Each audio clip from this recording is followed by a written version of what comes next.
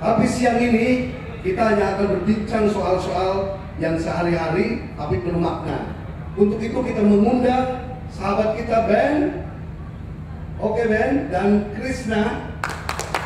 Mohon aplausnya. Saya si mobil ngambil kita sama. Oh, menarik sekali. Nanti kita tunggu Krishna. Mungkin adik-adik, saudara-saudara sekalian, topiknya seperti tadi Eci bilang adalah living green. Kita sering mendengar dan itu sudah menjadi bagian dari kehidupan kita, filosofi yang sangat adiluhung milik kita semua, yaitu Trihita Karana. Tetapi ada orang bilang sering diucapkan tapi jauh dari kenyataan. Apa benar seperti itu? Nanti kita diskusikan. Trihita Karana kan mengandaikan ada keharmonisan hidup antara sesama manusia dengan lingkungan dan dengan Tuhan, menjadi satu kesatuan nilai yang menjadi acuan kita bersama. Kemudian apa hubungannya dengan warung anak pura? Kalau nggak salah di Sanur ya. Nah, warung anak pura itu di Sanur. Jadi orang datang makan boleh bebas dan boleh tidak bayar kalau tidak ketahuan. Nah, tapi intinya dengan donasi kita bertegur sapa melalui makan bersama secara kekeluargaan. Kira-kira konsep dasarnya seperti itu ya. Tapi nanti kita akan ekspos lebih jauh lagi. Kita eksplorasi lagi kenapa ada warung yang bayarnya bebas, tidak ada tarif khusus. Masakannya adalah upaya untuk menggabungkan masakan India dan Indonesia ya. Iya, kebanyakan Itu. Dan kemudian yang lebih menarik lagi, segala hal yang dihadirkan menjadi hidangan adalah dipetik langsung di kebun sendiri gitu ya.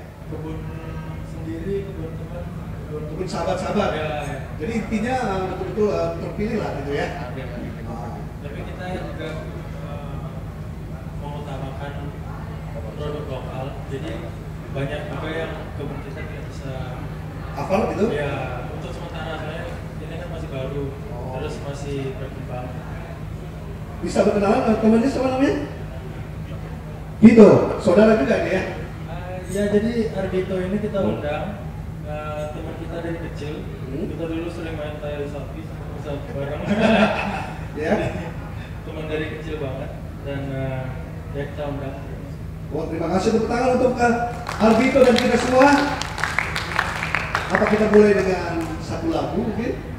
Mungkin terakhir ya? Atau terakhir? Ya, ngobrol dulu. Ngobrol dulu ya. Jadi adik-adik, teman-teman semua sabar dulu.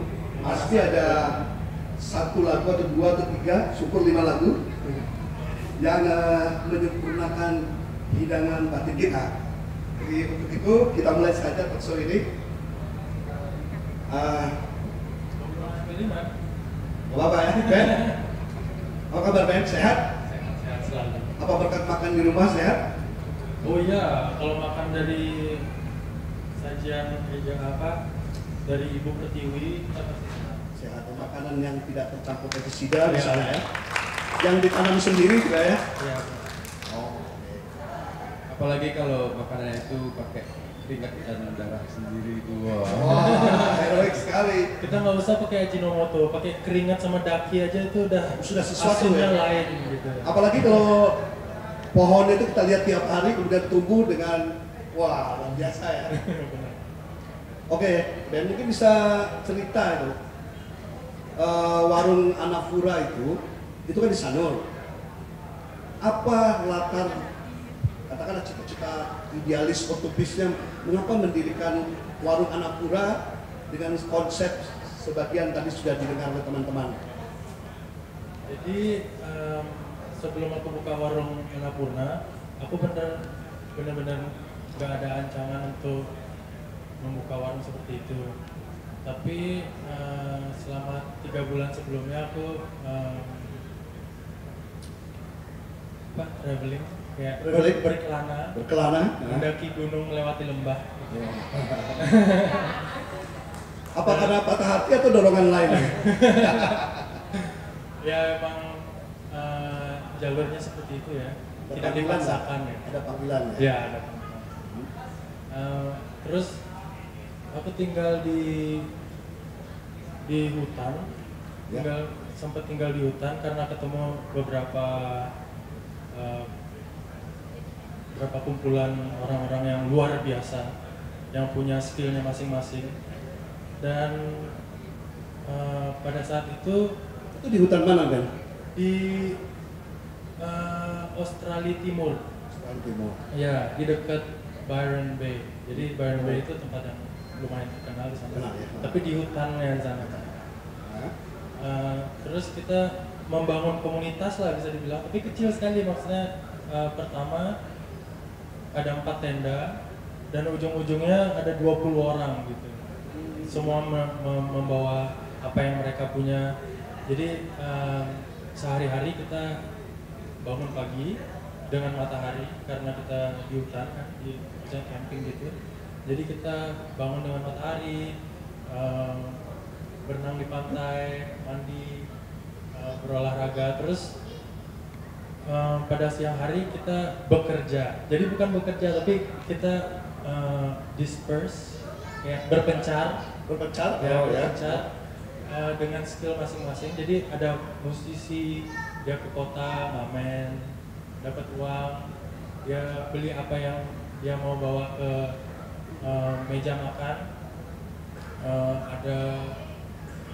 Ada yang orang ahli berada di hutan, jadi dia cari sesuatu di hutan. Iya, dia berkebun di sana, terus dia tahu, ini bisa dimakan, ini bisa dibikin obat, terus dia bisa bikin api yang bagus, mancing, terus dia kadang-kadang bawa ikan yang segar banget gitu. Jadi semacam hidup kembali ke alam gitu. Ya. Dan pada sebelum matahari terbenam, semuanya udah balik karena kita di hutan, jadi kalau datangnya malam-malam kita susah nyari gitu. Jadi semuanya sinkron balik ke kemah sebelumnya ada ritme alam. Oh jadi masing-masing sudah katakanlah terbangun satu kebiasaan bersama, mengikuti jam matahari gitu ya. Jam petang sudah terukur sampai di tempat kembali. Dan pada akhirnya untuk makan malam itu semuanya sudah siap dengan offeringnya masing-masing, kontribusinya masing-masing. Dan kita makan bareng dengan sangat mewahnya, dengan ikan segar, dengan sayur-sayur. Terus kita juga sering di Australia itu ada yang namanya dumpster diving. Itu artinya dumpster diving bahasa Indonesia apa? Menyelam di tempat sampah. Jadi di sana itu makanan segar banyak dibuang. Jadi kita temukan di situ ya, dari sisa-sisa gitu ya, yang dianggap sudah dipinggirkan tapi diketemukan diberi arti gitu ya. Dibikin menjadi sesuatu yang baru ya, yang layak dimakan. Itu sebenarnya apa Ben? Disiplin apa yang tengah ditumbuhkan? Apakah itu katakanlah semacam budaya tanding, semacam melawan kebiasaan umumnya manusia yang dianggap normatif sekarang ini, yang dianggap mungkin sudah menyimpang dari alam, atau apa sebenarnya tujuan dasarnya? Kenapa bisa berkumpul? Seperti panggilan gitu ya. Ya kita emang tidak ada tempat tinggal. Aku lagi di pantai terus ketemu beberapa orang yang informal itu bertemunya. Iya, informal sekali. Jadi aku lagi di pantai terus ada beberapa orang juga dalam situasi yang sama. Terus kita bikin kemah sendiri, akhirnya menjadi sesuatu komunitas yang lumayan besar. Jadi bukan satu misalnya perencanaan yang diundang khusus, enggak? Tidak. Dan dari experience itu, dari pengalaman itu ya, aku mau membagikan dan membuat, menciptakan, mengajak, membuat bisa membuat available space ya, biar menyediakan tempat untuk hal itu terjadi gitu ya. Artinya kalau karena bands dari panggilan itu, kemudian mengalami pengalaman semacam itu, kemudian lahirlah pemahaman bahwa hidup alangkah indahnya kalau berbagi semacam itu gitu. Kemudian bands ingin berdirikannya di Sanur gitu. Ya. Kenapa bentuknya restoran atau warung? Karena aku juga latar belakangnya dengan makanan dan di restoran. Aku dulu seorang chef, jadi Pilihannya itu ya. pembelajaran aku, ilmu aku itu di makanan dan penyajian makanan. Jadi di sanalah bidang aku. Terus kalau Krishna ikut juga ke sana waktu itu atau kemudian dapat ilmunya setelah band kembali ke Sanur gitu?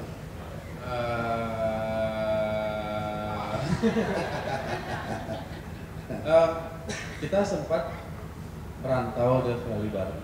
Cuman waktu band benar-benar panggilannya itu waktu dia benar-benar sendiri aku rasa. Amin. Gitu. Waktu dia benar-benar bertualang, pada waktunya dia benar-benar mencerminkan diri sendiri dan mencari apa yang dia perlu cari itu Pencarian itu. Tapi sempat waktu kita di Melbourne, kita naik mobil dari Melbourne ke Byron Bay itu berapa minggu ya? Jadi kita sempat tinggal di mobil, gitu merantau, mobilnya jadi rumah dan kita kemah-kemah di pinggir jalan. Bohemian lah ya. Gitu. Bohemian. Macam perempuan jati diri lah ya. Dengan mobilnya penuh dengan alat musik. Menarik sekali. Oke, kita ada sedikit. Teman-teman, memang ada satu fenomena bukan hanya sekarang.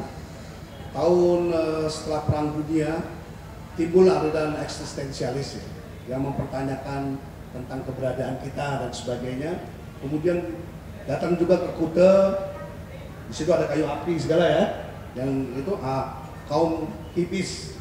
Tapi kaum hippies jangan disangka cuma gelandangan apa, itu banyak profesor, doktor dan sebagainya. Tujuannya adalah mempertanyakan kenapa ide-ide besar yang luhur dulu itu malah melahirkan perang. Mereka mencoba mencari perdamaian. Nah sekarang Ben, apa konteksnya seperti itu? Pencarian kemarin itu. Apakah sesungguhnya situasi sekarang menyebabkan orang juga mencari kemungkinan hidup bersama lagi? Iya.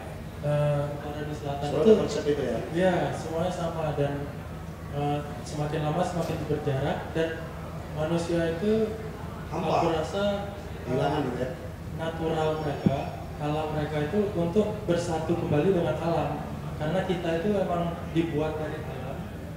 Pasti kembali ke alam. Kita kembali ke alam, kita lahir dari alam, kita mati ke alam, dan pas hidup kita terdiskoneksi dari alam itu merasa seperti ditinggalin kekasih gitu.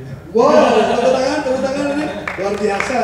Kalau kita ditinggal alam atau meninggalkan alam seperti meninggalkan kekasih atau ditinggal kekasih. Ini pegangan untuk kita anak muda ya. Dan banyak orang kalau ditinggal kekasih kan Hampa. depresi, Ya. perlu banyak medikasi. Karena jauh dari alam itu sebenarnya semua ada semua untuk semua penyakit. Di alam itu obat semua dari alam. Nutrisi makanan itu juga obat. Jadi kalau kita pola makannya baik, kalau kita makan dengan organik, dengan Sehat itu udara segar sehat gitu. ya itu setiap hari itu kita makan obat. Jadi kita tidak akan pernah sakit. Mohon tepuk tangannya untuk Ben. Ben, kalau aku nggak salah dengar nih, Ben itu ayahnya kan dari Bali ya, nah, ibu dari Australia. Jadi memang Ben ada sesuatu cerita karena sudah bagian dari hidupnya kan, dari konsep yang lahiriah maupun batiniah. Nah Ben sendiri gimana dengan pengalaman yang ada di Australia, kemudian lahir pemahaman kan, pemahaman hidup bersama yang indah tadi, membangun komunitas yang bisa menjadi perbanding daripada hidup yang individualis dan egois kan, kemudian menjadi pengetahuan. Di warung itu terjemahannya seperti apa? Terjemahan kehidupan bersama yang indah akrab itu jadi warung kan? Itu apa bedanya dengan yang warung lain? Terus filosofi yang Ben dapatkan begitu elok dari pengalaman dan pemahaman itu bentuknya kayak apa di warung? Biar teman-teman bisa gitu. Jadi warungnya itu ibaratnya seperti kanvas putih dan ibaratnya aku beli kanvas, terus ya ada orang datang atau teman-teman datang, oh aku mau bikin ini, aku mau ngecat ini, aku mau main musik, aku mau bikin les gitar, aku mau apa saja. Jadi sekarang kanvas itu menjadi milik bersama dan warna-warni. Jadi warnanya bukan satu, bukan ide aku aja, tapi ide bersama. Semua orang mencitrakan ekspresi dan warna mereka juga. Wow. Jadi warnanya warna-warni dan terlihat sedikit sembarang pertamanya, tapi sebenarnya ya, seperti hutan itu sembarang dan kelihatan alami, tidak ya, terorganisir, tapi sebenarnya harmonis ya. Wow. Harmonis dan warna-warni. Berarti ya sebenarnya yang band hendak tumbuhkan bersama Krishna dan keluarga itu melalui warung itu adalah sebentuk kebersamaan ya. Satu kolaborasi lah ya. Kolaborasi niat baik untuk membangun persaudaraan gitu. Ya. Wow. Jadi itu bentuknya gimana? Arisan kebun atau menanam arisan atau gimana? Arisan berkebun. Jadi setiap hari Minggu kan hari libur, kita bikin hari Minggu karena semuanya bisa gitu. Kita bergantian untuk bergotong royong untuk membuat kebun. Jadi misalnya minggu pertama kita bikin kebunnya Krishna, terus kita tanam bibit, kita apa gitu. Terus minggu depannya lagi kebunnya Bitung, dan dalam 1 minggu kita udah ada bibit cabai, udah ada bibit kemangi, udah ada bibit tomat. Kita bisa bagi-bagi ke kebunnya Bitung, tempat yang lebih besar gitu kan. Terus ke tempat yang lain lagi. Iya, ke tempat yang lain. Terus mungkin kita balik lagi ke tempatnya Krishna. Wah ternyata udah banyak tomat, udah banyak terong, udah ada ini, bagi-bagi benih. Ya, jadi kita bikin program pembenihan sendiri, belajar bareng gitu, sambil berkebun sambil belajar. Soalnya kita kan, aku pertama kali memulai Permavillage, aku nggak tahu banyak dengan berkebun kan. Ya. Teman kita Krishna dari Jogja yang mempelajari itu, jadi kita belajar sambil melakukan dan meneruskan ke anggota-anggota baru. Semacam transfer knowledge lah ya. Iya, seperti itu. Alih pengetahuan, sharing, alih kebersamaan gitu ya. Dan anggotanya juga semangat gitu. Oh, aku mau nanam tomat, gimana cara paling bagus pembibitan tomat. Terus Permavillage berikutnya kita ada meeting, dia sharing ya. Dan di Permavillage itu selalu ada peraturan Permavillage apa? Peraturan itu gimana? Don't step on the bed. Jangan menginjak beden. Nomor 1. Jangan kita itu semacam penghormatan pada kerja teman gitu ya. Non-profit. Tidak bisnis, tidak ada profit. Jadi itu semua berbagi dan ya gitu. Kalau ada bawa makanan bagi-bagi. Kalau ada yang bawa makanan bagi-bagi. Ini jadi semacam sekte juga kan? Iya. Wow, menarik. Sekte pencerahan. Iya. Luar biasa. Tapi itu anggotanya lama-lama makin meluas. Makin meluas. Itu mulainya kapan? Berapa tahun yang lalu atau berapa? 2 tahun yang lalu. 2 tahun yang lalu. Itu anggotanya sampai berapa sekarang? Pertamanya cuma kayak berlima gitu. Tapi sering yang datang, keseringan yang datang itu orang dari luar. Ya. Dan mereka ikut selama mereka di sini. Mereka ikut semangat sharing, terus kembali ke negara mereka. Mereka terapkan. Dan mereka terapkan di sana gitu. Jadi kayak Permavillage itu enggak awalnya dari Melbourne kalau nggak salah, dari Australia. Permavillage pertama dari Australia. Jadi akar-akar Permavillage itu sekarang udah nyebar ke Jogja, Bali, Hawaii, Amerika, banyak di Amerika. Ini semacam gerakan penyadaran sebenarnya. Ya. Jadi satu upaya gerakan penyadaran melalui kuliner, tapi kultural sebenarnya kan, karena mengubah mindset itu kan. Iya. Dan visi-misinya tuh so simple. Ujung-ujungnya kita harus nanam tanaman sendiri, jadi mandiri dalam makanan dan pertanian sendiri gitu kan. Jadi mandiri ya? Katanya tuh kita perlu dokter selama sakit sekali. Kita perlu guru lama-lama. Tapi kalau makanan kan kita belum yang pasti. Jadi kenapa nggak semua orang tanam sendiri biar semua jadi petani sendiri gitu? Tidak tergantung kepada industri yang eksploitasi gitu ya, yang sifatnya sangat merusak alam gitu ya. Dengan kata lain ini kan satu gerakan penyadaran untuk kalau kita tema besarnya melawan kapitalisme kan, ya melawan semacam itulah, tapi dengan tujuan-tujuan real kan, bukan hanya di tingkat gagasan. Nah sekarang kembali ke warungnya guys. Nah selama 2 tahun itu nggak perlu begitu, orang boleh bayar boleh enggak kan, ya toh. Sementara orang nanam juga sungguh-sungguh toh pakai benih, pakai bibit, kemudian yang masak gimana? Masak sendiri atau jadi ada tim sendiri di rumah? Tim, kita harus bayar tim, listrik, space-nya juga kita harus bayar, jadi bayar. Artinya memang dikelola dengan bisnis juga dalam tanda petik ya. Tapi seluruh prosedur bisnis yang normatif itu langsung dihindari lah gitu ya. Harus ya. Nah selama ini gimana hasilnya?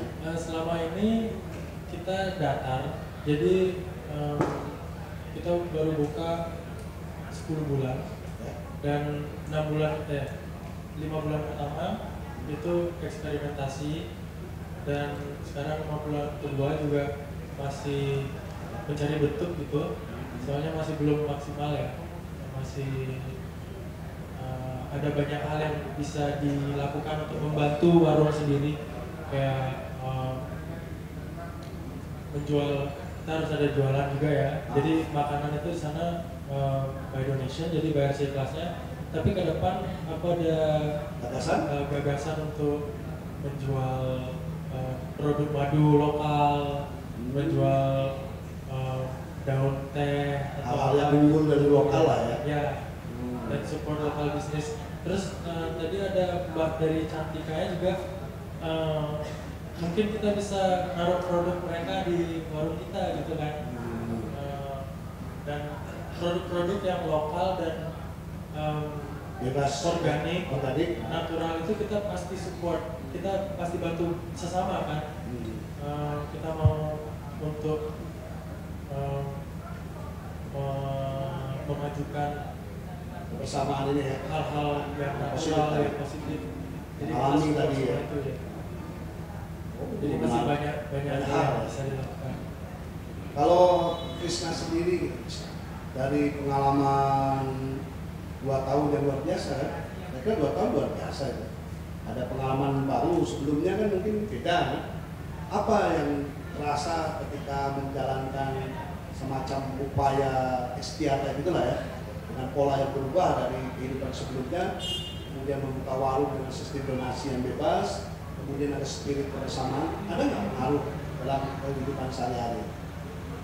Dalam sikap mental kemudian cara memandang hidup atau apa yang bisa dibagikan ke teman-teman dan terasa langsung ya?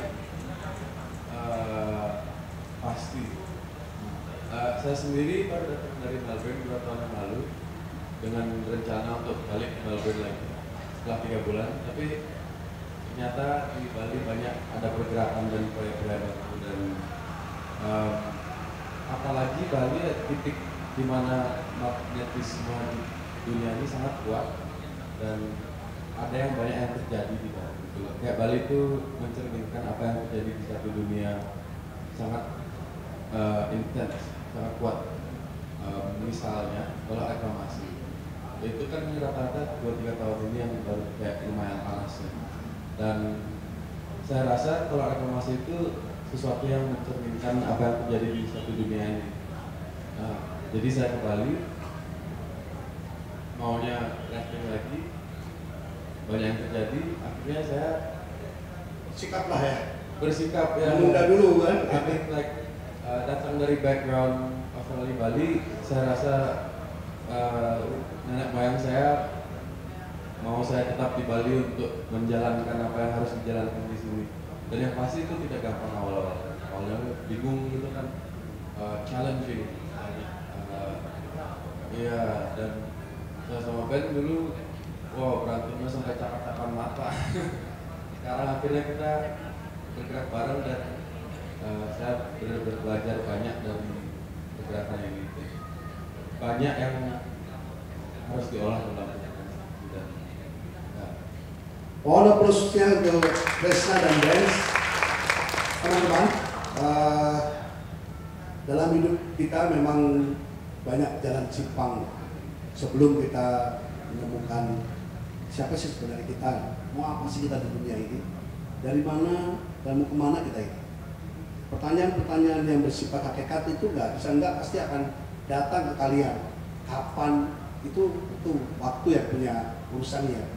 Tapi pertanyaan yang bersifat eksistensial itu, bila nggak dapat jawabannya, kita seperti pelampung gitu, yang terapung-apung di gelombang.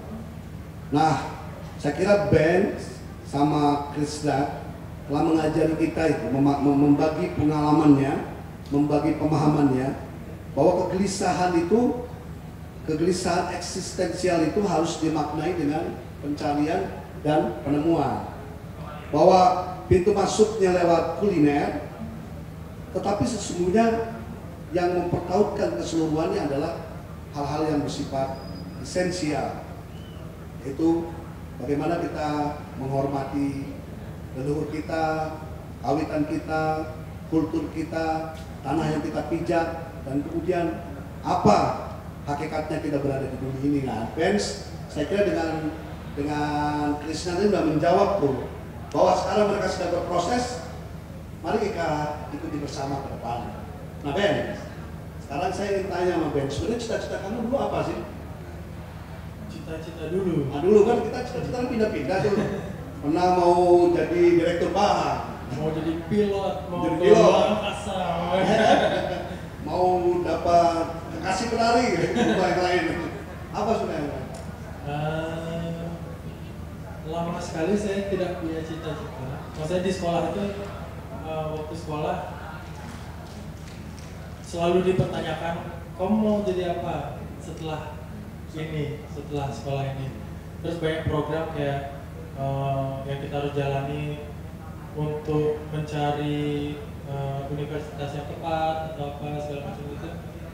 Dan sampai lulus, aku tidak mendapatkan tidak terjawab dengan hanya kertas dan tinta. Itu tidak cukup, maksudnya kertas dan tinta itu tidak cukup untuk mendefinisikan cita-cita saya. Dengan cepat, pikiranku dalam. Dan aku mikir, apa yang aku bisa lakukan yang bisa menguntungkan dalam rangka panjang dan seumur hidup. Dan aku pikir, aku itu suka banget makan. Dan aku harus makan 3 kali sehari. Kenapa nggak memasak dan mempelajari makanan itu dimahiri gitu kan, dan bisa digunakan seumur hidup. Jadi aku dengan Kesadaran itu lah ya. dengan gampang memilih kuliner dan memilih mendalami makanan dan nutrisi gitu ya. Soalnya pilihannya sangat make sense untuk Konkret dan nyata ya. ya, make sense untuk mengerti apa yang kita lakukan 3 kali sehari gitu. Ya. Teman-teman tahu nih kegelisahannya sebenarnya apa sampai kok punya warung seperti itu gitu kan? pasti cita-citaku punya istri penari. Cita-cita Prosesnya lah, tahapan-tahapan dulu gimana? Dari awal nggak pernah kepikiran sih, maksudnya waktu SD itu Alir aja ya. akhirnya aku ngomong sama ibu, aku bilang kita nonton konser Michael Franti di YouTube kalau nggak salah, saya tahu.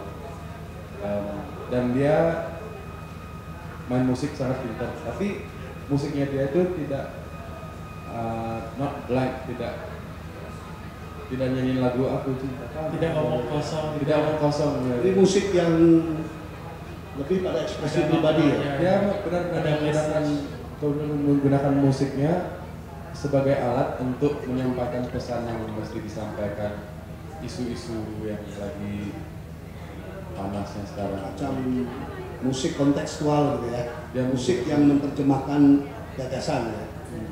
Dan semenjak itu saya ngomong sama ibu saya bilang saya mau jadi aktivis and environmentalist, karena itu yang sangat perlu dilakukan sesuatu hari ini kan, environment kita yang sekarang lagi kalau nggak diapain mungkin nggak bakal ketemu lagi beras dan lain-lain. Jadi ya dari sana saya ambil bicara yang dalam main musik, cuman musik omong kosong sama dia bohong nggak bisa. Jadi saya bilang musik dicampurin aktivisme sama environmentalism itu bisa jadi sesuatu yang sangat efektif. Mendapat teman baru, kebersamaan gitu ya. Ya, makan bersama dan mendapat ilmu baru karena bersebelahan dengan orang yang tepat. Itu semacam lintas kultur, lintas bangsa, lintas negara juga berarti kan? Jadi peristiwa di atas meja itu semacam itu ya? Ya, meja makan itu aku rasa tempat yang sangat layak untuk mendiskusikan banyak hal dan Semacam meja upacara. ya sambil makan, sambil sharing gitu. Pasti sambil makan itu pasti ada percakapan kan. Nah misalnya kalau Ben sama Isna kan tahu juga bahwa di Bali itu kan ada tradisi makan bersama yang megibung gitu. Kan sesungguhnya itu luar biasa, megibung kan? Itu kan ya hidup lah di bagian utara kita, Bali Utara dan sebagainya, tradisi makan bersama. Walaupun kemudian belakangan makin pudar gitu. Kalau menurut Ben kenapa sih tradisi-tradisi yang komunal gitu, kebersamaan itu ketika bersentuhan dengan sesuatu yang dianggap modern gitu, kok jadi pudar gitu. Orang cenderung individual dan sebagainya. Padahal kan di Barat sendiri konsep individual dan konsep komunal bukan seperti kemodernan, itu bukan seperti yang kita rasakan di sini gitu kan. Gimana Ben menanggapi itu? Kalau budaya makan bersama dalam makan bersama itu ada di seluruh dunia, dan di Barat pun ada tradisi-tradisi yang lama, yang ada makan bersama, ada kebersamaan dan komunitas itu. Tapi ya dalam dunia sekarang aku sering melihat orang yang terlalu banyak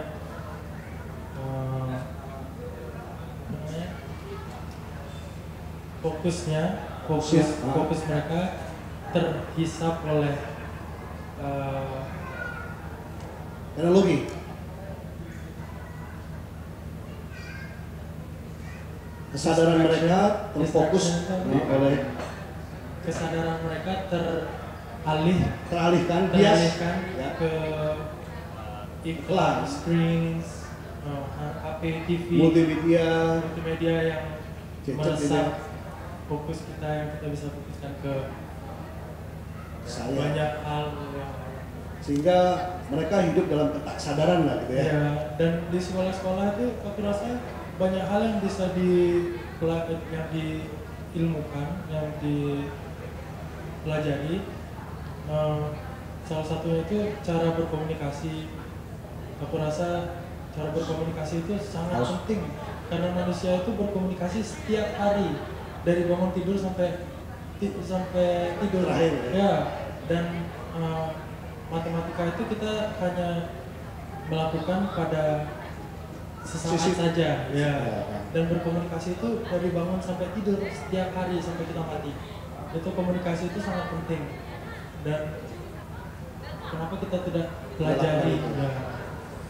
Oh berarti Ben dengan kata lain teman-teman bermaksud mengatakan bahwa melalui warungnya itu kita mengembalikan satu komunikasi yang natural ya, kembali komunikasi natural yang selama ini teralihkan, terkalahkan, terpinggirkan oleh media-media canggih yang membuat mereka tak sadar gitu ya.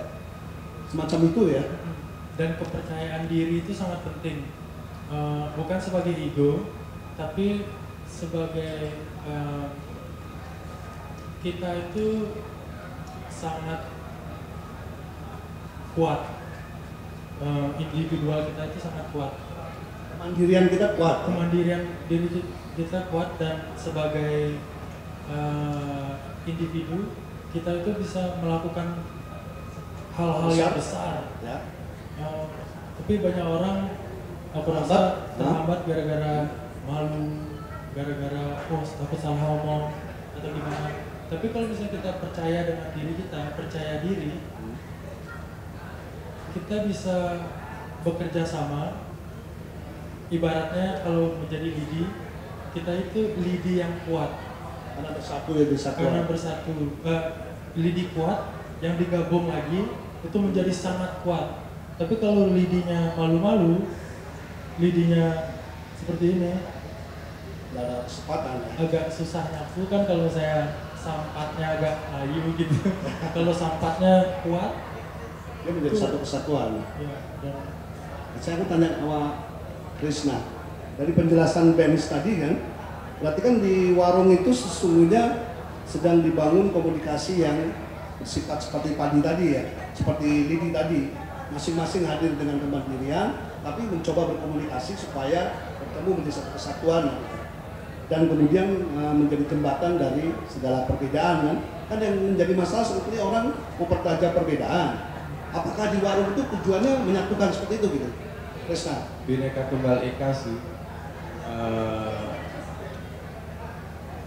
Bukannya kita mau membuat semua orang sama gitu, enggak kan, kayak kita tadi bilang pelangi itu setiap orang punya warna, dan warna itu mungkin beda. Mungkin ada orang yang punya warna yang mirip, cuman Dasarnya beda kan? iya pasti, dan dari perbedaannya itu yang bisa membuat Satu kesatuan yang lukisan indah. yang indah. Nah, itu kan warnanya satu kan apaan nih? Tapi iya. tapi intinya itu untuk membuat lukisan yang wow gitu. Wow. Ya, intinya bukan warna masing-masing, tapi Satu paduan ya, kesatu paduan dan cemerlang. produk akhirnya gitu. Jadi Cemerlang. ya, Berarti warung itu hanya satu bagian dari gerakan penyadaran yang membangun kehidupan komunal, kebersamaan, yang menghormati perbedaan, tapi pada akhirnya satu energi besar untuk mengubah kehidupan gitu, yang kontraproduktif gitu ya. Bisa disimpulkan seperti itu? iya. Wow, ya, Glenn? Tambahin sedikit tentang warungnya ya. Saya lihat warungnya itu sebagai contoh kecil dari masyarakat yang besar. Jadi tamu yang datang kan mereka bayar harga. Dibandingkan dengan misalnya waktu ke McDonald, terus saya punya uang segini, saya berhak mendapat cheeseburger dengan. Jadi mindsetnya itu memang beda. Saat masuk ke warung Annapurna, berapa yang dibayar adalah berapa yang seseorang itu merasa bisa membantu tempat itu. Jadi bukan transaksi. ya, tiketnya bukan saya berhak dapat makanan gitu loh. Enggak, jadi kayak emang kepentingan bersama. Sama. Gitu. Oke, terakhir. Oh, terima kasih. Saya kira ya, ini tidak lagi.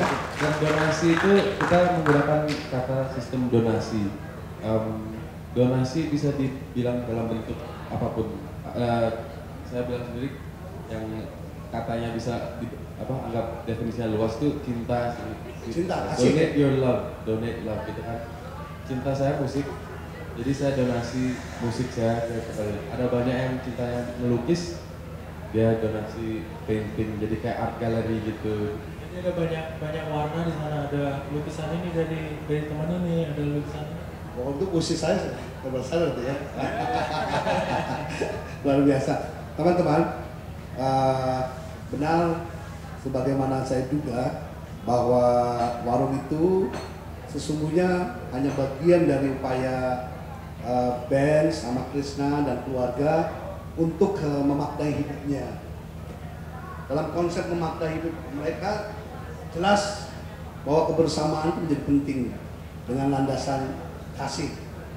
Tapi mereka juga menyadari bahwa kebersamaan bisa menjadi penyergaman, dan itu mereka tolak karena pada dasarnya keindahan terbangun atas pesta warna-warni, namun harus menjadi satu kesatuan padu. Yang mengikat adalah ketulusan ya, di sana kebersamaan, dan itu akan menjadi energi kebersamaan yang luar biasa. Mohon tepuk tangannya untuk mereka.